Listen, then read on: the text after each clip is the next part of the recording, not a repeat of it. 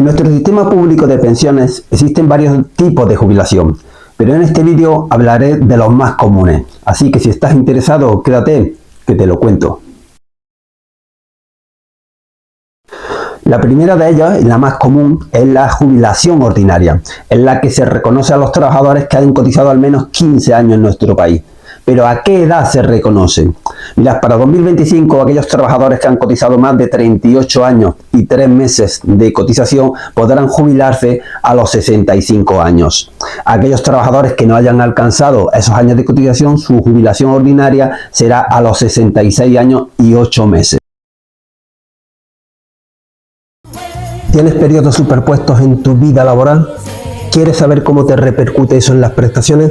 Veréis, cuando un trabajador compagina varios trabajos, podemos hablar de dos situaciones bien diferenciadas: pluriempleo y pluriactividad.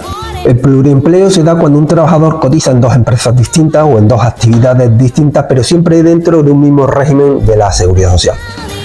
En este caso, las bases de cotización se sumarán teniendo siempre en cuenta que no pueden ser inferiores a la base mínima de cotización ni superior a la base máxima de cotización. Por el contrario, se entiende como pluriactividad cuando un trabajador cotiza en dos regímenes distintos, por ejemplo en el régimen general y en el régimen de autónomos. En este caso se puede generar dos prestaciones, una por cada régimen, pero siempre y cuando se reúnan los requisitos por separado en cada uno de ellos.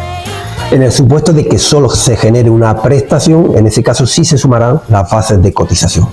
Por eso hay trabajadores en los que cuando piden su informe de vida laboral le aparecen periodos superpuestos, porque inicialmente en el informe le aparece como sumados, pero luego al final esos periodos superpuestos se le restan y al final sale el periodo realmente que ha cotizado a lo largo de su vida laboral. Y eso es debido a que los periodos superpuestos no aumentan nuestro periodo de cotización. Un día solo se puede cotizar por un día, lo mismo que por un mes solo se puede cotizar 30 días. Lo que sí aumentará es nuestra base de cotización, que en definitiva es la que se tiene en cuenta para el cálculo de las prestaciones. ¿Tienes o has tenido un contrato a tiempo parcial? ¿Quieres saber cómo te afecta eso a las prestaciones? Hace unos años, cuando un trabajador trabajaba a tiempo parcial, por ejemplo a media jornada, un mes cotizado equivalía solamente a 15 días de cotización. Eso impedía que muchos trabajadores pudieran tener derecho a la jubilación, ya que, como se sabe, en España se necesita tener al menos 15 años de cotización.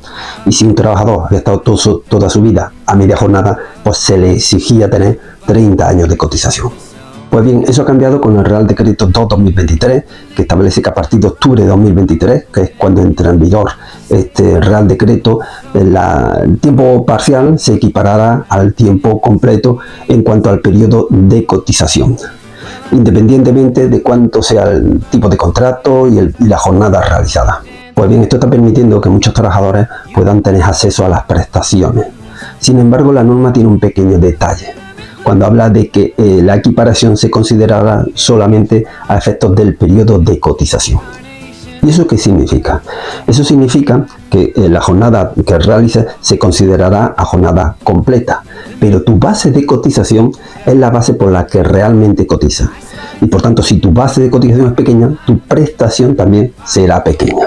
Ya que, como dije en un vídeo anterior, para calcular la pensión de jubilación se tiene en cuenta no solo el periodo que hemos cotizado, sino también la base por la que hemos cotizado. Por tanto, si tu base es pequeña, por muchos años que hayas cotizado, tu prestación será pequeña. Y con respecto a la jornada a tiempo parcial, también me habéis preguntado que si las cotizaciones que hicimos a tiempo parcial hace muchos años serán consideradas jornada completa el día de mañana cuando nos jubilemos. Y la respuesta es que sí, porque independientemente de cuando hayamos realizado las cotizaciones, la norma habla que las prestaciones se resolverán con los criterios que vienen aprobados en el Real Decreto 2/2023. Las lagunas de cotización son periodos que a lo largo de nuestra vida laboral no hemos tenido cotización. Eso se puede deber a que hemos podido estar desempleados y no cobrando prestación por desempleo, o bien no hemos pedido un descanso para el cuidado de un familiar.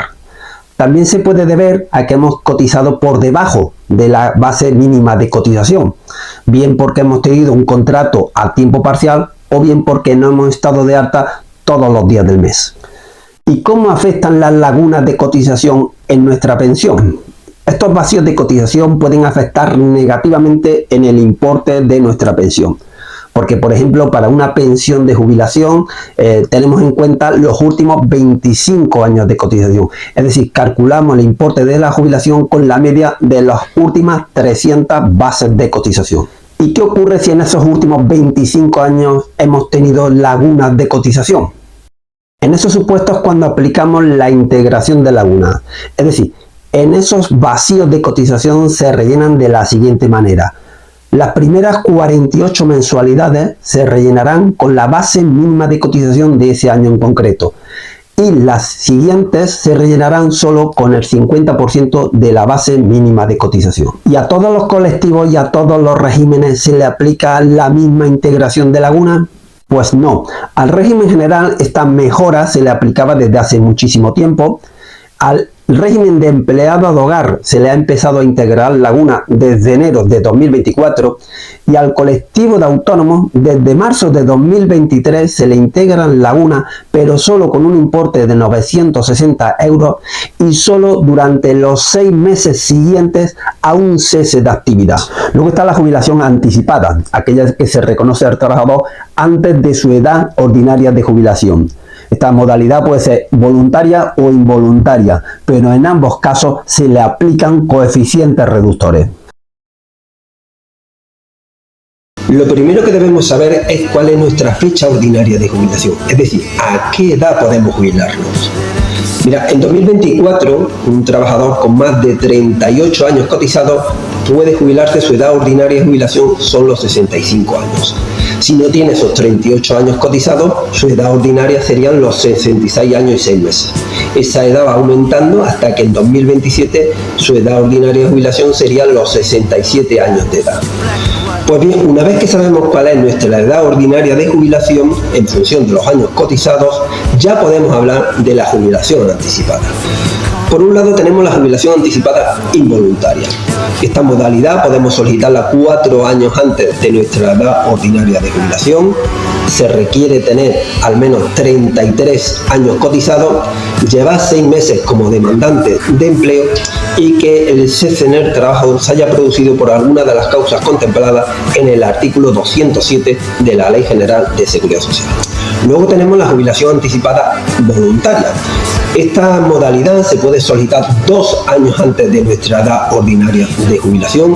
Se requiere tener 35 años cotizados y que el importe de nuestra pensión resultante sea superior a la pensión mínima de mayores de 65 años que nos correspondería en función de nuestra situación familiar. 2 cuestiones más que debes saber. Tanto para la jubilación anticipada como para la involuntaria sirve el servicio militar para alcanzar el periodo mínimo de años cotizados, y también debes saber que tanto a una como a otra se le aplican coeficientes reductores, es decir, ambas tienen una penalización. Y además de estas 2 modalidades de jubilación anticipada existen otras como pueden ser la jubilación parcial, la anticipada por razón de actividad, la jubilación anticipada para personas con discapacidad. Mira, para saber cuándo un trabajador puede acogerse a una jubilación anticipada o a una jubilación parcial, lo primero que debemos conocer es cuál es su edad ordinaria de jubilación. Y como ya hemos explicado en varias ocasiones, la edad ordinaria de jubilación depende de los años que hayamos cotizado a lo largo de nuestra vida laboral. Pues para calcular cuál es la edad en la que podemos solicitar la jubilación anticipada o la jubilación parcial es cuando entran en juego las llamadas cotizaciones en la sombra. Y utilizamos este término para denominar aquellas cotizaciones que le hubieran correspondido al trabajador de seguir cotizando durante el periodo comprendido desde que solicita su jubilación activa o parcial hasta su edad ordinaria de jubilación. Pero veámoslo mejor con un ejemplo. Imaginemos que estamos en el año 2027 y un trabajador tiene 63 años de edad y 36 años y medio de cotización. ¿Cómo consideramos sus cotizaciones? Por un lado, las cotizaciones actuales y reales que tiene, los 36 años y medio. Y ahora después consideramos las cotizaciones en la sombra, es decir, desde los 63 que pide su jubilación anticipada hasta los 65. Esos son 2 años de cotización en la sombra. Por tanto, sumamos todo y nos da 38 años y medio de cotización. Con esos años, el trabajador podría jubilarse de manera ordinaria a los 65 años. Como la jubilación anticipada podemos pedirla 2 años antes, pues podría solicitar su jubilación anticipada a los 63 años de edad. Y esto mismo se aplica también para la jubilación parcial. En el supuesto de que solicitemos la jubilación parcial 3 años antes, pues se nos considerarán 3 años de cotización en la sombra. Como he comentado en varias ocasiones, la edad ordinaria de jubilación depende de los años que hayamos cotizado. Sin embargo, esta edad puede verse reducida por la aplicación de coeficientes reductores en determinados supuestos. Hoy abordaremos la jubilación anticipada para trabajadores con discapacidad.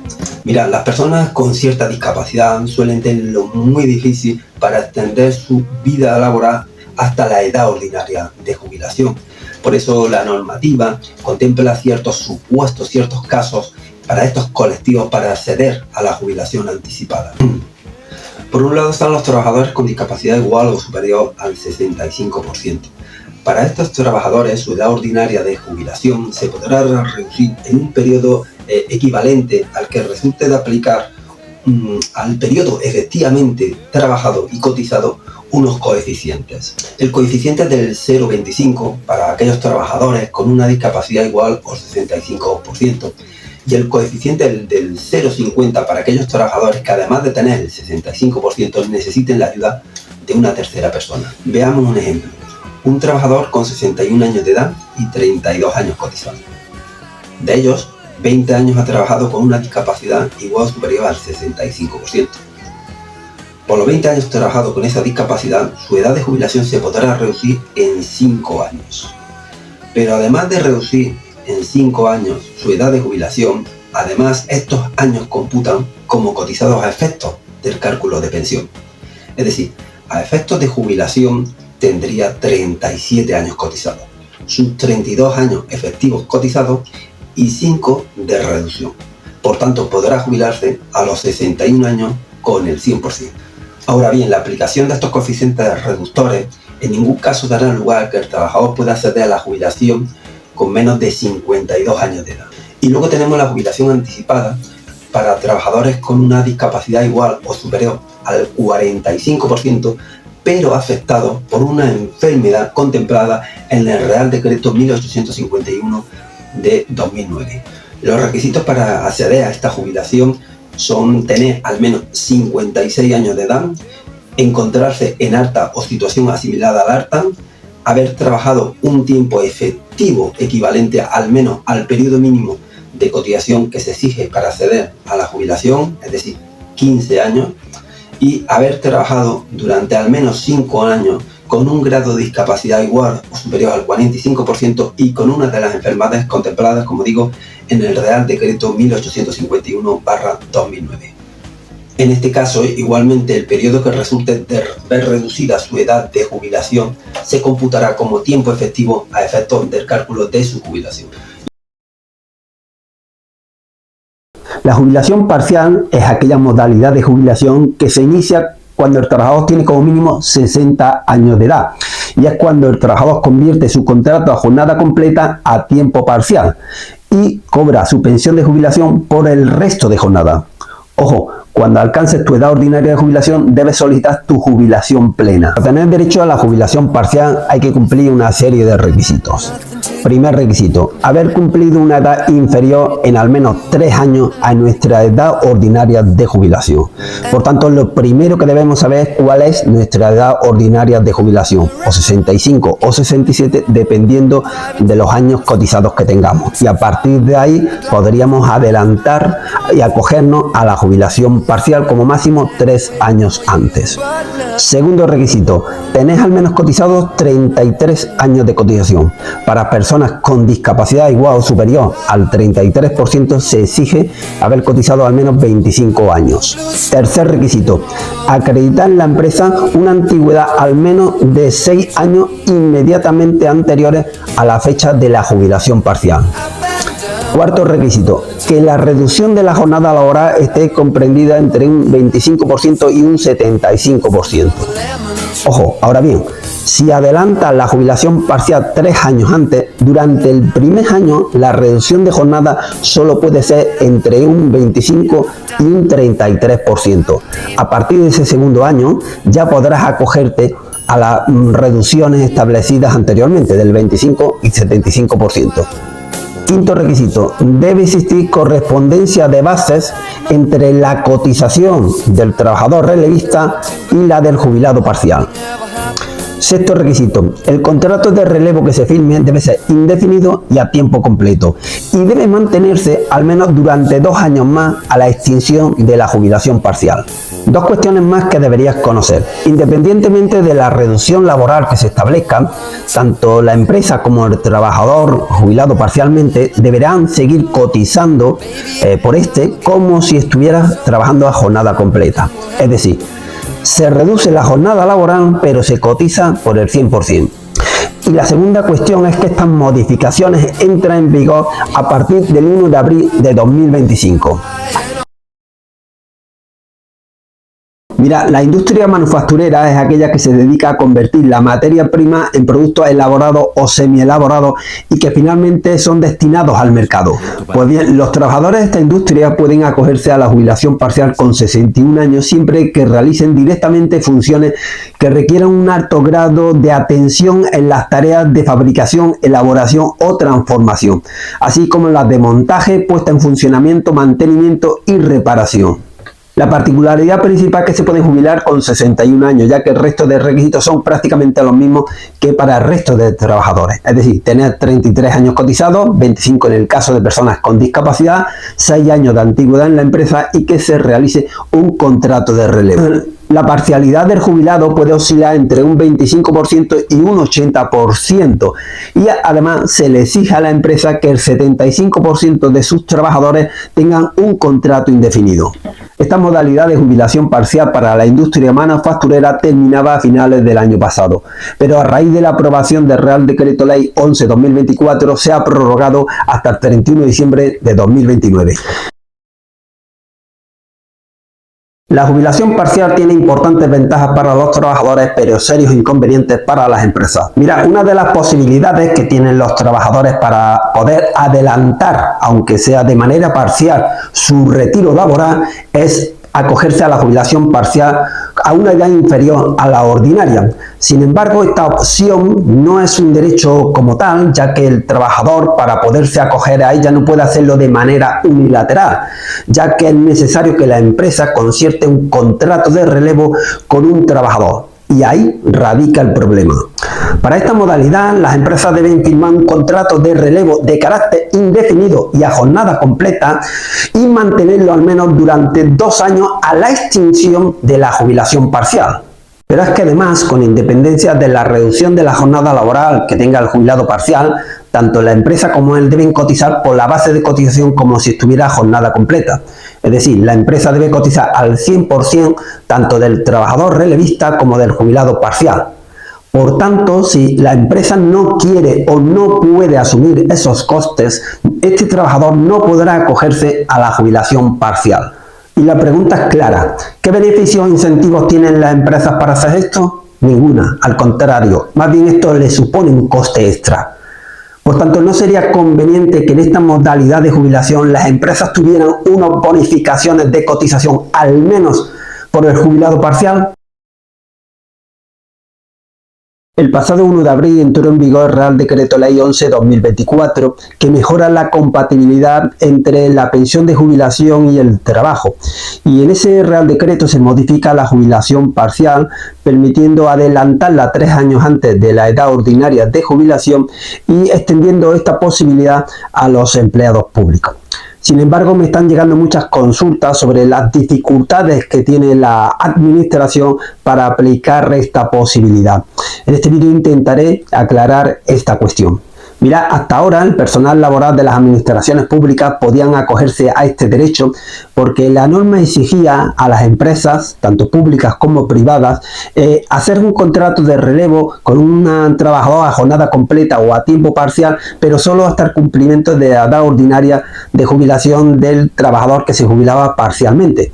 Sin embargo, el Real Decreto Ley 11/2024 modifica esta cuestión y establece que a partir de abril los contratos de relevo que se firmen deben ser de carácter indefinido a tiempo completo y deberán mantenerse al menos durante 2 años posteriores a la extinción de la jubilación parcial.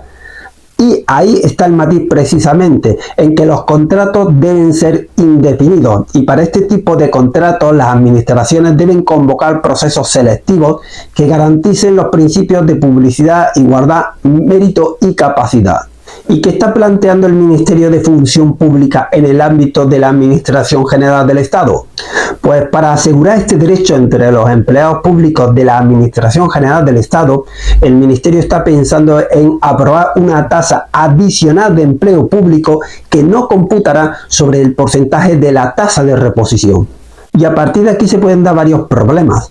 Por ejemplo, uno de ellos es el relativo a los plazos. Mira, una empresa privada puede convocar rápidamente un proceso de selección. Sin embargo, una administración pública debe cumplir unos plazos y unos requisitos. Lógicamente, esta cuestión debería solventarse con una planificación de la administración. Es decir, la administración debería añadir a su oferta pública de empleo general un cupo extra para aquellos trabajadores que quieran acogerse a la jubilación parcial.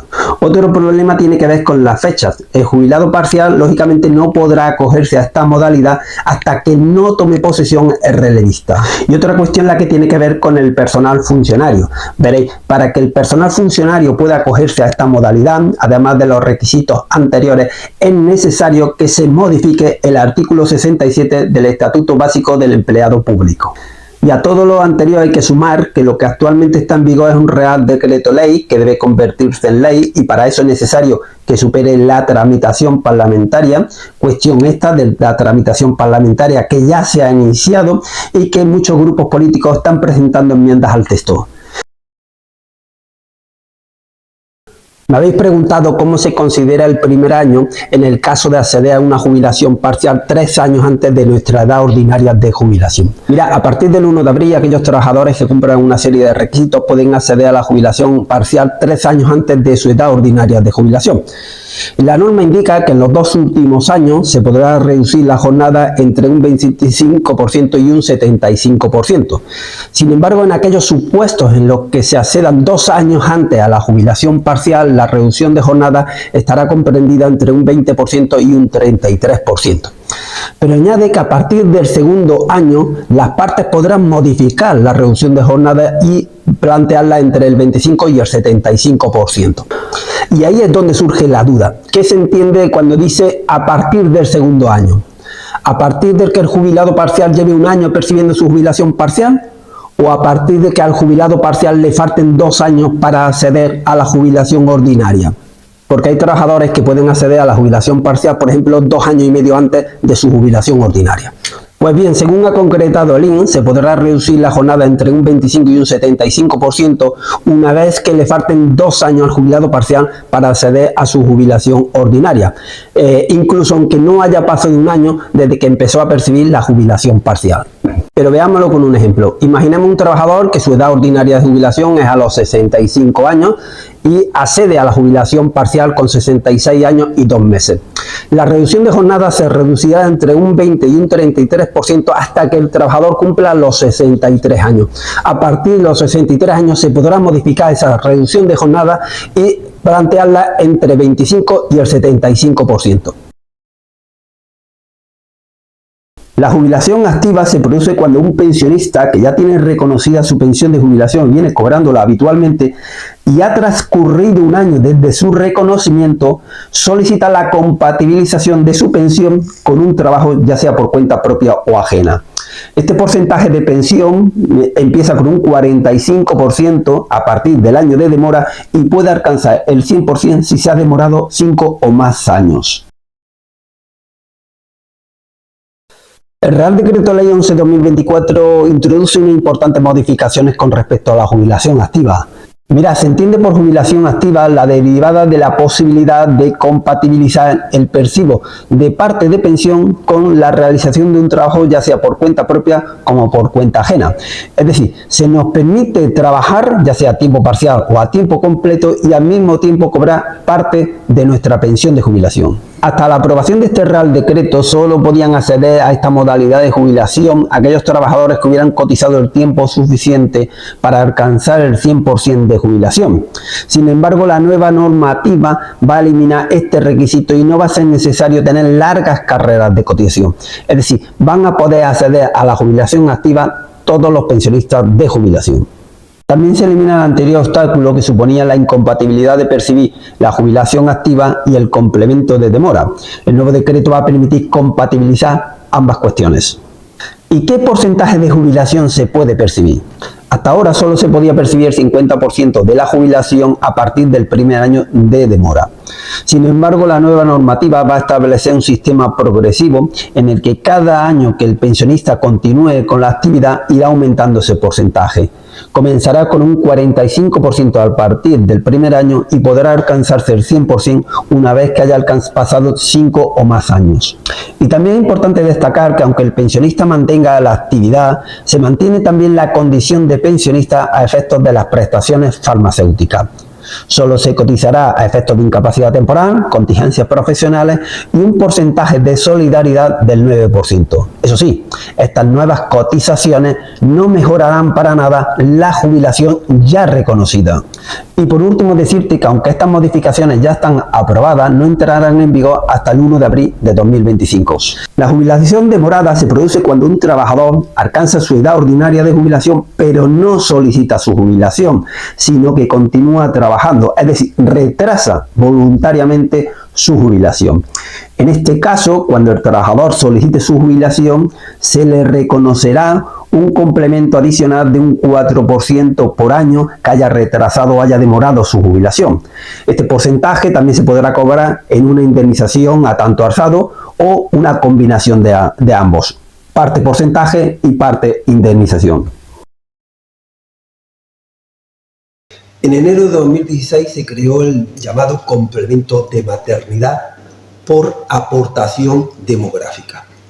La idea era reducir la diferencia que existía entre las pensiones de los hombres y las pensiones de las mujeres, que por aquel entonces eran un 34% más bajas. Por tanto, desde esa fecha, todas aquellas mujeres que hubieran generado una pensión, ya sea de jubilación, de incapacidad o de viudedad, excepto las jubilaciones anticipadas voluntarias, y hubieran tenido más de 2 hijos, podían tener derecho a este complemento. Sin embargo, esta medida, que inicialmente excluía a los hombres, fue recurrida ante el Tribunal Superior de la Unión Europea y que en 2019 dictó una sentencia en la que se establecía que esta medida era discriminatoria y contraria a la directiva europea. Por tanto, desde esa fecha, muchos hombres vinieron a solicitar a la Seguridad Social el reconocimiento de este complemento. Y eso dio lugar que tanto hombres como mujeres pudieran cobrar este complemento en su pensión y, por tanto, quedara sin efecto la medida con la intención de reducir la brecha de género entre las pensiones de hombres y mujeres. Por ello, en 2021, el gobierno, para ajustar este complemento a la directiva europea, lo que hizo fue derogar el anterior complemento de maternidad y crear el llamado complemento de brecha de género. Un complemento que se cobra a partir del primer hijo y pueden cobrarlo tanto hombres como mujeres. Pero puede cobrarlo aquel que haya visto reducidas sus cotizaciones como consecuencia del nacimiento de hijos. Es decir, que durante el nacimiento de su hijo hubiera tenido una laguna de cotización. En resumen, todas las pensiones causadas, generadas antes de 2016, no tienen derecho a estos complementos. Se solicite cuando se solicite. Las pensiones reconocidas entre 2016 y 2021, tanto hombres como mujeres pueden tener derecho al complemento de maternidad a partir del segundo hijo. Y a partir de 2021 se puede tener derecho al complemento de brecha de género a partir de un hijo, tanto hombres como mujeres, pero hay que demostrar, el hombre tiene que demostrar que durante el nacimiento de su hijo tuvo una laguna de cotización.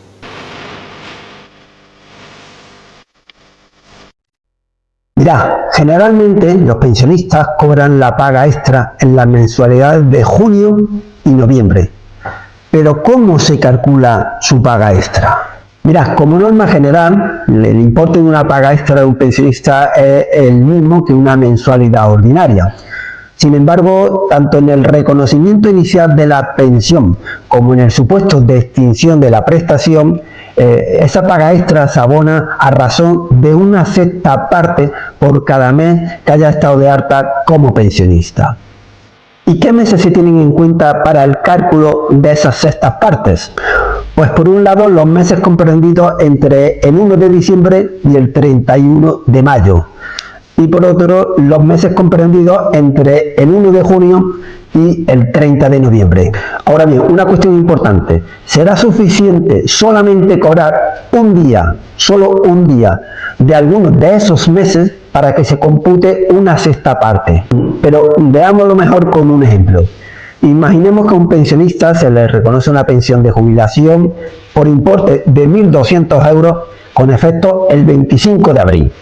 Este pensionista cobrará su mensualidad y cuando llegue la mensualidad de junio cobrará su mensualidad normal, 1.200 euros, más dos sextas partes, correspondientes a los meses de abril, aunque haya iniciado la pensión el 25 de abril, y de mayo. Por tanto, cobrará 400 euros de paga extra. En los supuestos de extinción de la prestación, la paga extra se abonará junto con la última mensualidad que se le abone al pensionista. Y en caso contrario, pues se abonará como devengada y no percibida. Siguiendo con el ejemplo anterior, imaginemos que este pensionista fallece el 25 de septiembre. Pues en la mensualidad de septiembre a este pensionista le corresponderá sus 1.200 euros, más luego 4 sextas partes correspondientes a los meses de junio, julio, agosto y septiembre. Por tanto, cobrará de paga extra 800 euros. Y un caso excepcional son las prestaciones derivadas de accidentes de trabajo y enfermedad profesional, ya que estas prestaciones se abonan en 12 mensualidades porque la paga extra está prorrateada en las mensualidades ordinarias. Mira, el informativo de jubilación nos da nuestro importe bruto de pensión en 14 pagas. Pero ¿cómo podemos saber qué IRPF se nos aplicará? Pues bien, para eso lo que tenemos que hacer es irnos a la página web de la agencia tributaria, donde encontraremos una herramienta que rellenando nuestros datos económicos y nuestros datos personales nos dirá qué porcentaje de IRPF se nos aplicaría en nuestra jubilación. Pero ojo, hay que tener en cuenta que el INS, al igual que cualquier otra empresa, inicialmente nos aplicará un IRPF teniendo en cuenta los ingresos que va desde el reconocimiento hasta final de año. De ahí que en muchas ocasiones, si por ejemplo nuestra pensión se reconoce en el mes de julio, no se nos aplique ningún tipo de IRPF, salvo que expresamente y voluntariamente así lo indiquemos.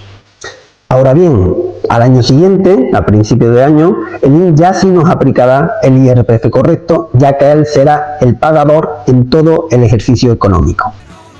¿Quieres saber qué pensionistas están exentos de pagar la medicina y cuáles de ellos tienen que pagar la medicina? Pues quédate que te lo explico. Mira, fue en julio de 2012 cuando los pensionistas por primera vez en la historia comenzaron a pagar los gastos farmacéuticos. Solo se salvaron de ese copago farmacéutico los perceptores de las pensiones no contributivas, las personas que cobraban una renta de integración social, los parados sin prestación, los afectados por síndrome tóxico, algunos supuestos de personas con discapacidad y aquellas personas con tratamientos derivados de accidentes de trabajo y enfermedad profesional. Con la aprobación de los presupuestos generales de 2021, se amplió el grupo de personas exentas de pagar medicamentos. Y a los ya existentes se sumaron las siguientes personas. Se sumaron los perceptores de las prestaciones por hijo a cargo, los perceptores del ingreso mínimo vital, los menores con discapacidad superior al 33% y algunos pensionistas con renta baja, es decir, aquellos pensionistas que tenían menos de 5.635 euros anuales o que no alcanzaban los 11.200 euros anuales y estaban exentos de hacer la declaración de la renta. Por tanto, en la actualidad se mantiene el copago farmacéutico para una serie de pensionistas. Veamos cuáles. Pagarán un 10% de los medicamentos con un límite de 8,23 € mensuales aquellos pensionistas que tengan rentas superiores a 5.635 € y estén obligados a hacer la declaración de la renta. Igualmente pagarán un 10% de sus medicamentos con un límite máximo de 18,52 € mensuales aquellos pensionistas con rentas superiores a los 18.000 € anuales pero inferiores a los 100.000 € anuales. También pagarán este mismo importe aquellos pensionistas que superen los 11.200 € anuales y estén obligados a hacer la declaración de la renta.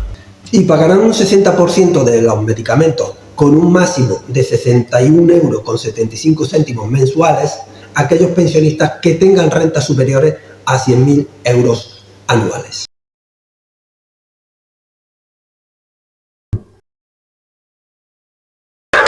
¿Sabías que el sistema público de pensiones garantiza unas pensiones mínimas? Eso significa que si tu pensión es muy baja, quizás puedas tener derecho a un complemento en tu pensión. Como sabéis, el importe de las pensiones contributivas se obtiene de dos factores. Por un lado están los años cotizados. Cuantos más años cotizados, mayor será el importe de nuestra pensión. Y también por otro lado está la base de cotización. No es lo mismo cotizar por 1.200 € que por 3.000, por ejemplo. A mayor base, mayor será el importe de pensión. Sin embargo, hay personas que por distintas circunstancias, a lo largo de toda su vida laboral, hayan tenido lagunas de cotización. Es decir, se hayan podido quedar en desempleo, hayan pedido excedencia para el cuidado de un hijo o de un familiar mayor, hayan tenido dificultades a la hora de encontrar empleo, y todo eso ha podido provocar que su vida de cotización haya sido reducida y haya cotizado pocos años. También ha podido pasar que haya personas que, aunque hayan cotizado muchos años, lo hayan hecho a tiempo parcial, y aunque ahora se considera como tiempo completo, su base de cotización ha podido ser pequeña.